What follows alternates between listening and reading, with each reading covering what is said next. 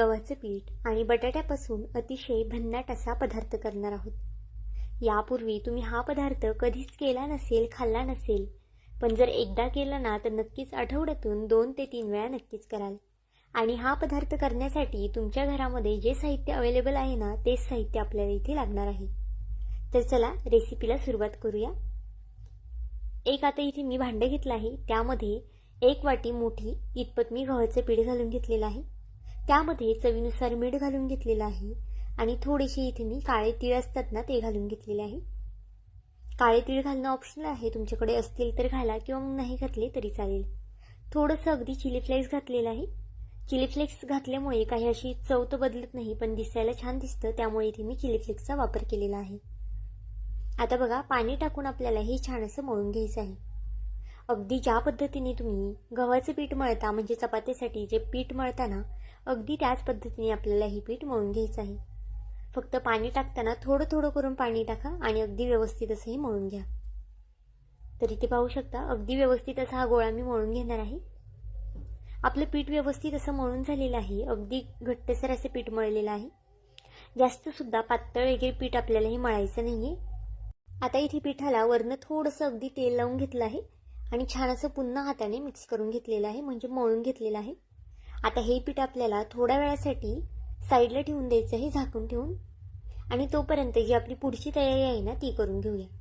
तर बघा, एक बाउल घेतला आहे. बाउलमध्ये 2 उकडलेले किसून बटाटे मी घेतलेले आहेत. बघा, बटाटे उकडून घेतलेले आहेत छान. बटाटा हाताने कुस्करण्यापेक्षा ना तुम्ही किसून घ्या, म्हणजे तो छान असा एकसारखा मॅश होतो. आता याला एक छान अशी फोडणी देऊन घेऊया. पळीमध्ये इथे मी 1 ते 1.5 पळी इतपत तेल गरम केलेलं आहे. तेल तापलेलं आहे. त्यामध्ये 1 चमचा मोहरी, 1 चमचा जिरे घालून घेऊया. हिरवी मिरची घातलेली आहे मी. 1 ते 2 हिरव्या मिरच्या ठेचून घेतलेल्या आहेत. भरपूर अशी कोथिंबीर घालून घेऊया आणि यामध्ये अर्धा चमचा हळद घालून घ्यायची आहे.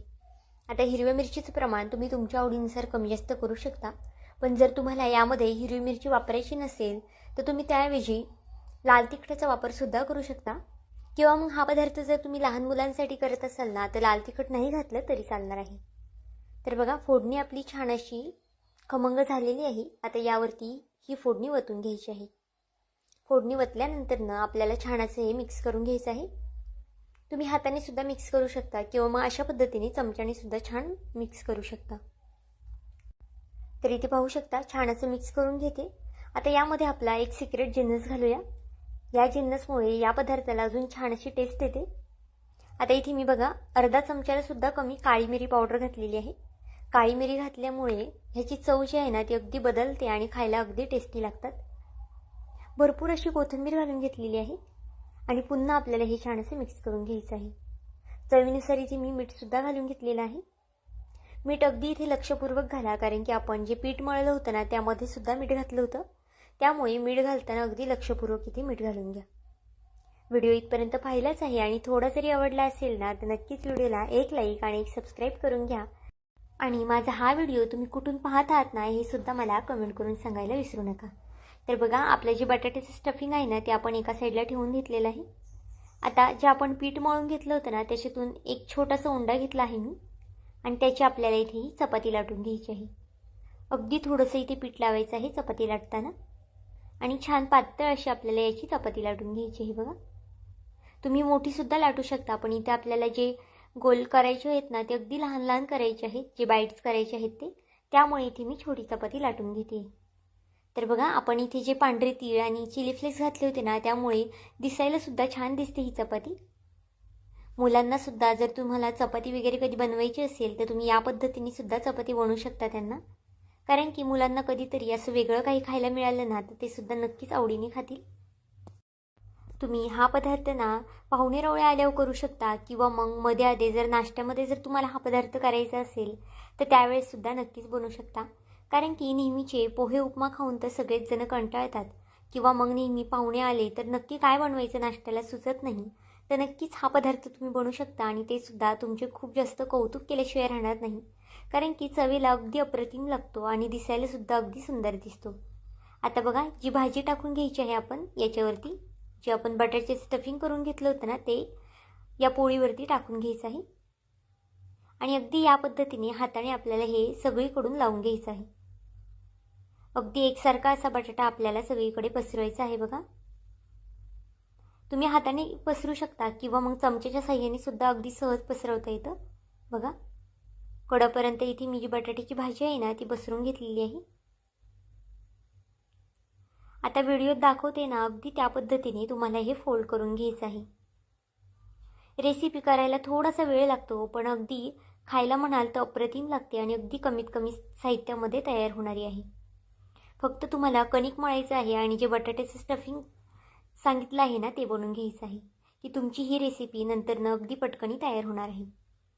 तर बघा याचा असा रोल करून घेतलेला आहे मी, आणि जो रोल करून घेतला होता ना तो सुरीने मध्यभागी आपल्याला असा कट करून घ्यायचा आहे. आता इथे मी कात्रीच्या सुरीचा वापर केलेला आहे, पण जर तुमच्याकडे प्लेन सुरी असेल ना तर त्याचा वापर करा, अगदी व्यवस्थित असे हे कट होतं. तर इथे पाहू शकता छान असे लेअर आलेले आहेत आतमध्ये. आता अगदी ज्या पद्धतीने आपण भाकरवडी वगैरे करतो ना त्या पद्धतीने याचा रोल आपल्याला करून घ्यायचा आहे. आणि अगदी बघा व्हिडिओत दाखवते ना त्या पद्धतीने हाताने थोडंसं अगदी प्रेस करून घ्यायचं आहे. तुम्ही इथे पाहू शकता हे दिसायला किती छान दिसत आहे ना, आणि खायला सुद्धा अगदी अप्रतिम लागतात. तर बघा अशाच पद्धतीने दुसरा सुद्धा रोल इथे मी करून दाखवते, आणि अगदी पटापट होतात, जास्त वेळ सुद्धा लागत नाही. जर तुम्ही एकदा बनवायला घेतली ना तर ही रेसिपी अगदी 10 ते 15 मिनिटांमध्ये आरामात तयार होते. फक्त बटाटा उकडायला काही थोडाफार वेळ लागेल तेवढाच, नाहीतर मग अगदी आरामात 10-15 मिनिटं हा पदार्थ तयार होणार आहे. आता अशाच पद्धतीने बघा सगळे रोल मी तयार करून घेतलेले आहेत. आता हा पदार्थ मी 2 व्यक्तींनुसार केलेला आहे, त्यानुसार इतके रोल पुरेसे आहेत. आता बघा छान दिसण्यासाठी इथे मी जे काळे तीळ असतात ना ते वरच्या साईडने लावून घेतलेले आहेत. तुम्ही काळे तिळाऐवजी पांढरे तीळ लावले ना तरीसुद्धा चालतील, किंवा मग चिली फ्लेक्स वगैरे सुद्धा लावू शकता, ते सुद्धा दिसायला अगदी छान दिसतात. आणि तीळ लावल्यानंतर बघा हाताने आपल्याला हे छान असं प्रेस करून घ्यायचं आहे, म्हणजे आपण नंतर न तळताना तीळ वगैरे सुटणार नाही आणि अगदी याला चिटकून राहतील. तर बघा छान असे हे प्रेस करून घेतलेले आहे हातानेच. इथपर्यंत व्हिडिओ पाहिलाच आहे, आणि व्हिडिओ थोडा जरी आवडला असेल ना तर नक्कीच व्हिडिओला एक लाईक आणि एक सबस्क्राईब करून घ्या, कारण की नवीन यूट्यूबरसाठी तुमचं एक लाईक एक सबस्क्राईब हे खूप जास्त मोलाचं असतं. तसाच माझा हा व्हिडिओ तुम्ही कोणत्या देशातून शहरातून पाहत आहात ना हे सुद्धा मला कमेंट करून सांगायला विसरू नका. आता बघा एका साईडला तेल छान कडकडीत तापून ठेवलेलं आहे, तेल छान गरम झालेलं आहे. आता यामध्ये जे आपण रोल करून घेतले होते ना ते एक सोडून घेऊया. याला तुम्ही काय नाव द्याल ना हे सुद्धा मला नक्कीच कमेंट करून सांगा, कारण की मी तरी अजून याला कोणतंही नाव अजून दिलेलं नाही. पदार्थ बनवायला अगदी सोपा आहे, झटपट बनणारा आहे, अगदी घरातल्या साहित्यामध्ये सुद्धा तयार होणार आहे. त्यामुळे नक्कीच एकदा ट्राय करून बघा, लहानांपासून मोठ्यांपर्यंत सगळ्यांनाच आवडणारा सुद्धा आहे. बघा कंटिन्यू इथे फास्ट गॅस ठेवायचा आहे आपल्याला, गॅस अजिबातच बारीक वगैरे करू नका. आता फास्ट गॅसवरतीच आपल्याला हे छान गोल्डन रंग येतोपर्यंत तळून घ्यायचं आहे. अगदी छान गोल्डन रंग आला ना की हे छान वरनं कुरकुरीत होतात, आतनं मऊसूत आणि खायला अगदी भन्नाट लागतात. आता बघा एक 4 ते 5 मिनटं इथे मी हे छान तळून घेतलेले आहेत. अगदी अशा पद्धतीने रंग आला ना की आपल्याला हे काढून घ्यायचे आहेत. तुम्ही इथे पाहू शकता दिसायला सुद्धा अगदी किती छान दिसत आहे. आणि जे आपण पांढरे तीळ किंवा काळे तीळ लावणार असाल ना तुम्ही ते सुद्धा अगदी छान दिसतात याच्यावरती. त्यामुळे नक्कीच आवर्जून पांढरे तीळ, काळे तीळ किंवा मग चिली फ्लेक्स वगैरे लावा. तर बघा आपला हा पदार्थ तयार झालेला आहे. अगदी नुसता खाल्ला ना तरी सुद्धा छान लागतो. चहा बरोबर खा, किंवा मग तुम्ही टोमॅटो केचप सोबत सुद्धा मुलांना देऊ शकता. अगदी ज्या पद्धतीने मठरी वगैरे असते ना त्याच पद्धतीने हा चवीला लागतो. तर आजची ही रेसिपी तुम्हाला कशी वाटली मला हे कमेंट करून नक्की सांगा. आणि चॅनलवरती नवीन असाल आणि चॅनलला अजूनही सबस्क्राईब केलं नसेल तर नक्कीच एक लाईक आणि एक सबस्क्राईब करून घ्या. भेटूया आपण पुन्हा एका अशाच नवीन व्हिडिओमध्ये. तोपर्यंत बाय.